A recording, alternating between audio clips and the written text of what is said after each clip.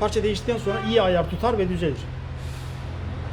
Düzelmiyorsa, parça bozuksa falan parça değişimi gerekir vesaire. Yani bizde iki şık var. Ya düzelir, ya düzelmezse de neden olduğunu söyleriz. Parça değişir veya başka bir sorun varsa onu söyleriz. O şekilde mesela biz tespit yapıyoruz, o şekilde bakıyoruz. İki şekilde de ücretli oluyor. Yani evet.